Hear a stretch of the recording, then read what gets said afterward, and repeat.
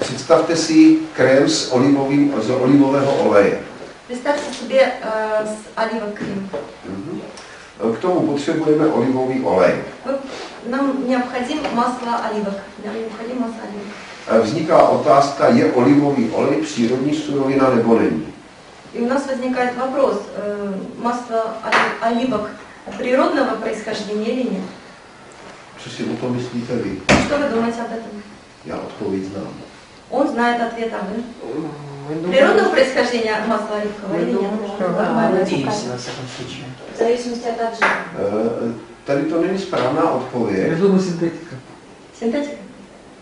Já jsem mluvil o olivovém oleji, to nevím o nikom, že by ho vyráběl synteticky. Он говорит об оливковом масле. Не знаю, что Он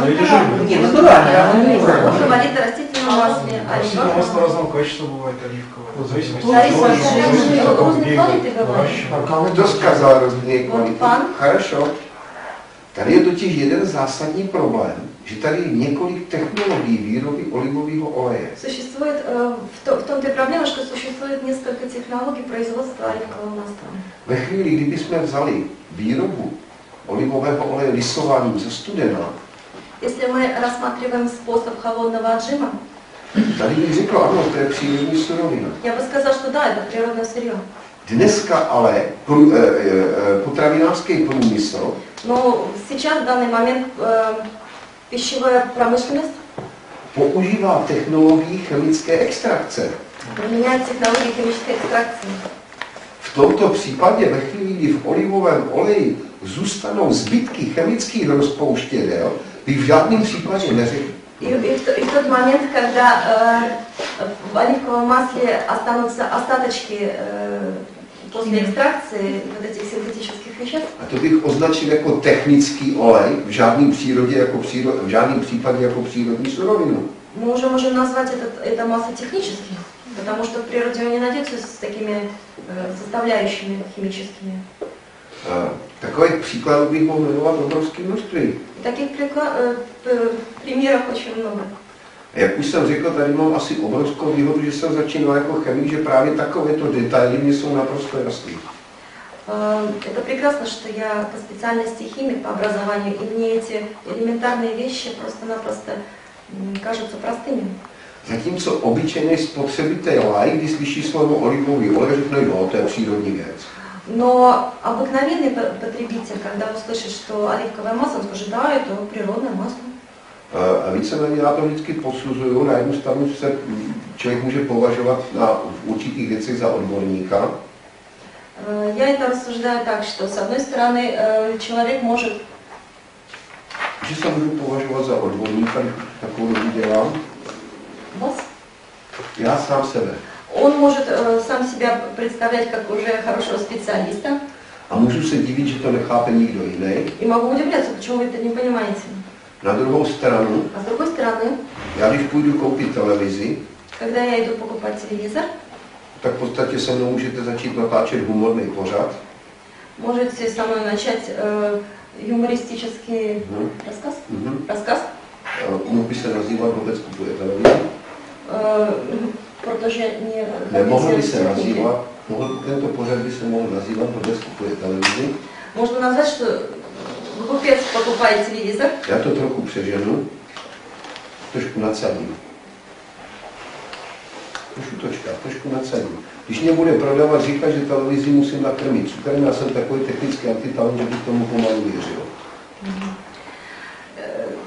No tak это втip takový... No, já někdy znám na technikách, tak já budu pak kupovat televizi и pocit to dále.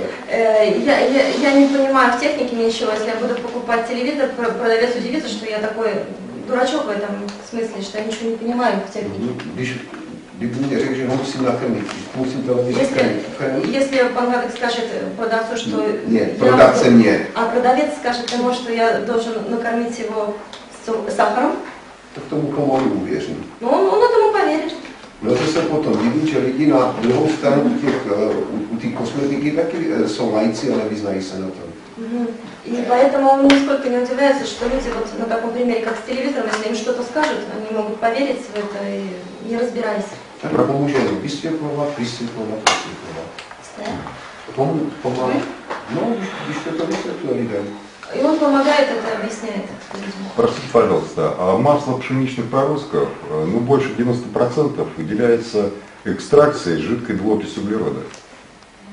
Разумеете? No, rozumím. А это химическая экстракция или...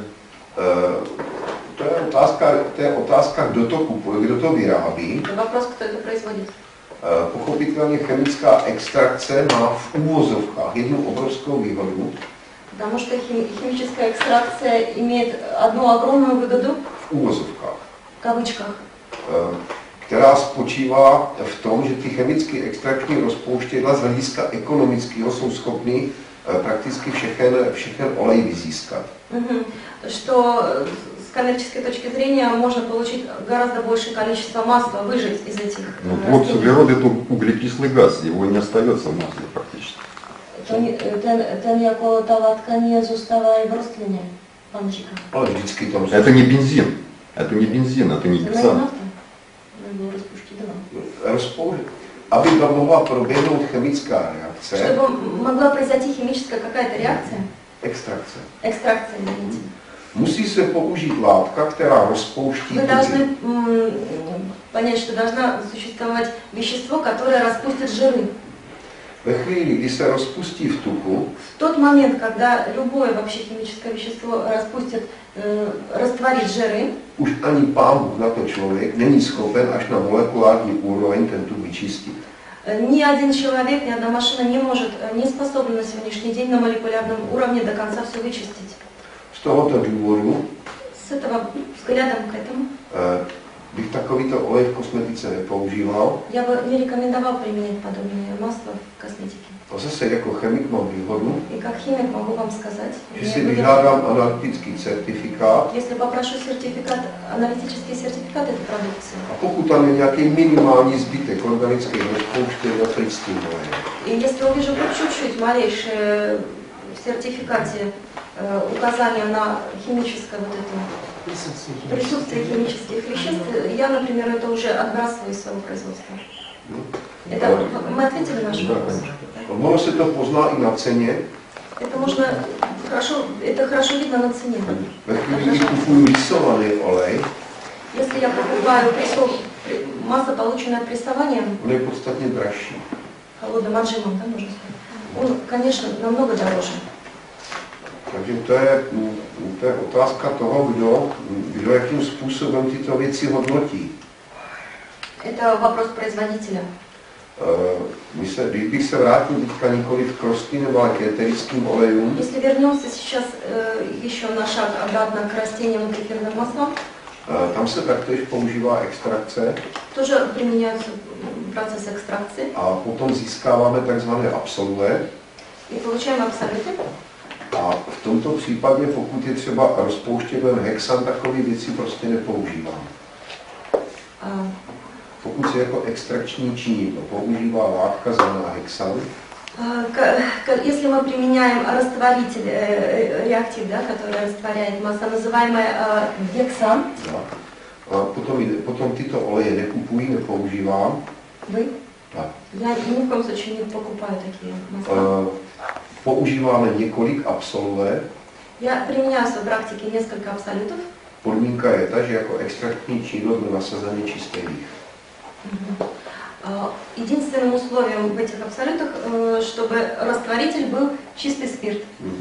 Tady se zase řídím historickými zvyklostmi. Мною управляют исторические факты. Když lidi můžou pít vodku, Когда люди могут пить водку, nevidím důvod, že minimální zbytek vodky nemohl zůstat v eterickém oleji. Не вижу никакой проблемы, если немножечко водки, спирта останется в эфирном масле. Это не навредит организму. Ne. Vodka не навредит организму. Tady nejsou známí, v tomto množství pochopitelně nejsou známí žádný negativní důsledky. В таком минимальном количестве неизвестно ни один негативный факт. Nehledě na to, že tady mám ještě jednu podmínku. Есть еще какое-то условие. musí se na tyto věci, stejně jako my v kosmetice, nepoužíváme synteticky vyrobený líh, ale kvasný líh.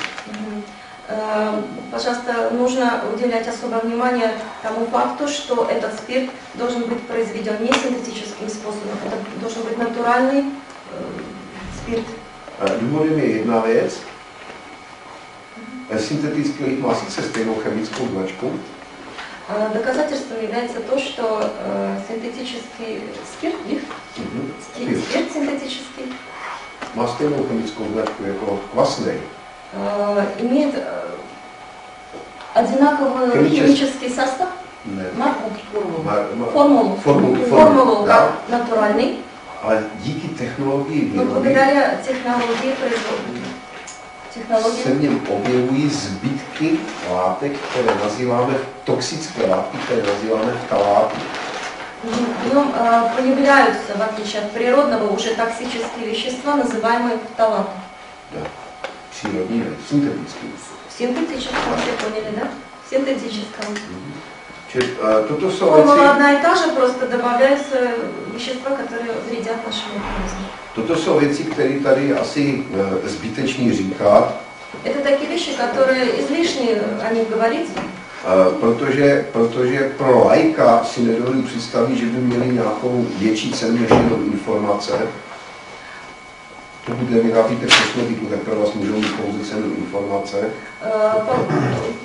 Поскольку вы сами не изготавливаете косметику, это просто для вас может служить просто как ценная информация. Na druhou stranu, ve chvíli, kdy vyrábím kosmetiku, tak tyto věci jsou pro mě nezbytnou nutností. Но тот, кто производит косметику, вот эти тонкости просто крайне необходимо в них разбираться хорошо.